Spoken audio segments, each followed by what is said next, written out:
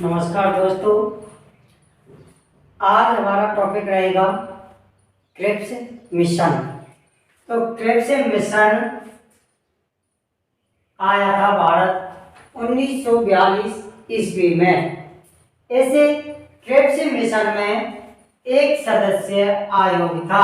यानी क्रिप्स जो मिशन आया था इसमें एक ही सदस्य आया था, इसलिए इसको एक क्रिप्स मिशन आयोग कहते हैं। ये भारत आया था 23 मार्च 1942 को।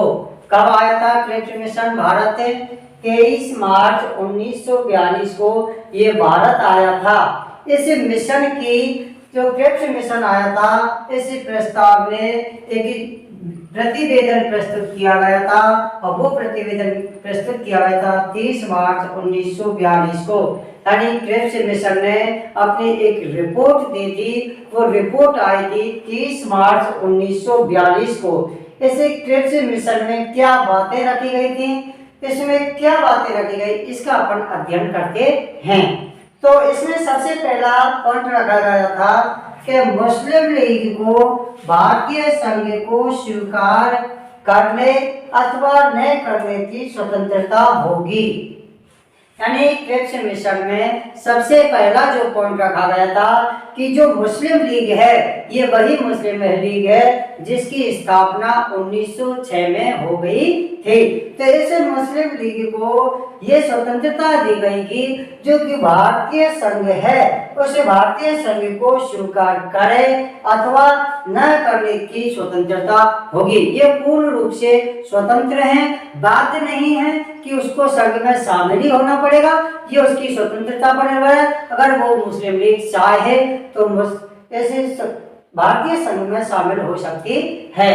पर उसके बाद अपन का क्रिप्स मिशन का जो दूसरा पॉइंट आया था वो आया था प्रांतों को संविधान को स्वीकार करने अथवा अपने लिए अलग संविधान निर्माण करने की स्वतंत्रता होगी। यानी जो हमारे भारत देश में जो भारतीय संघ में जो राज्य थे उन राज्यों को भी ये स्वतंत्रता होगी यदि वे चाहें तो संविधान को स्वीकार करें अथवा अपने लिए एक अलग से नए संविधान का निर्माण भी कर सकते हैं। तो ये क्रिप्स मिशन में शर्तें रखी गई थी। तीसरी शर्त थी यदि नए जब तक अपन की संविधान सभा नए संविधान का निर्माण होगा तब तक भारत की रक्षा का जो दायित्व है, जो डिफेंस का जो उत्तरदायित्व है, रिस्पॉन्सिबिलिटी है, वो किसकी रहेगी?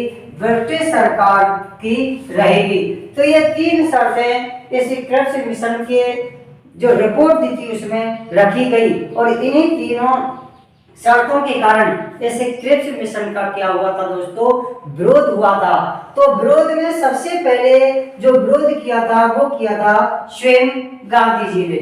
गांधी जी ने कहा कि ये जो क्रिप्स मिशन है ये बाद की जो तिथि वाला चेक का, यानी ऐसा ये चेक है जो वो बैंक तो दिवालिया घोषित हो गई लेकिन उसके बाद का ये चेक काटा गया है। तो ये किसके बारे में कहा? ये क्रिप्स मिशन के बारे में कहा गया। उसके बाद दूसरा जो क्रिप्स मिशन का जो विरोध किया था वो पंडित जवाहरलाल नेहरू ने किया था। पंडित जवाहरलाल नेहरू ने कहा कि ये टूटते हुए चेक बैंक का एक चेक है, यानी पोस्ट डेटेड चेक है। तो इस प्रकार से इस क्रिप्स मिशन की विरोध हुआ था। यह भारत कब आया था? क्रिप्स मिशन 1942 में भारत आया था। एक सदस्यीय आयोग था। यह भारत इसमें 23 मार्च 1942 को ये क्रिप्स मिशन दिल्ली में आया था और इसने अपनी रिपोर्ट दी थी 30 मार्च 1942 को। इसमें क्या क्या बातें रखी गई? इसमें बातें रखी गई कि जो अपन की मुस्लिम लीग है इस मुस्लिम लीग को भारतीय संघ को स्वीकार करने अथवा न करने की पूरी स्वतंत्रता रहेगी।